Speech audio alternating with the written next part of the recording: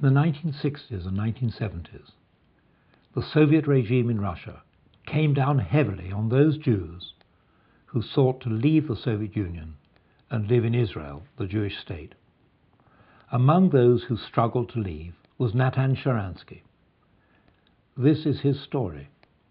He applied to leave in 1973, and 3 years later he was arrested, imprisoned without trial, then tried, and spent the next 9 years in Soviet prisons, often in solitary confinement. I knew his wife Avital, whom the Soviets had allowed to leave the Soviet Union shortly before his arrest.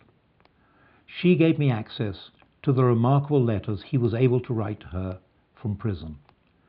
They revealed the strength of his character and determination not to be crushed by the Soviet regime. I wrote this book inspired by her to try to help secure his release. The book was part of a massive campaign all over the world, particularly in the United States, Canada, Britain, France, Holland, and Israel, to secure Shcharansky's release. When he was released in February 1986, it was a moment of great joy, including for those still captive then in the Soviet Union.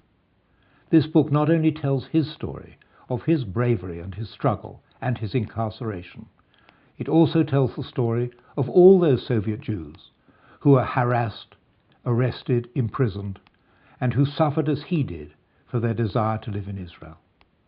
Fortunately, with the collapse of communism in 1991, these imprisonments ended, and all those like Shcharansky who had suffered for their desire to live in Israel were allowed to go.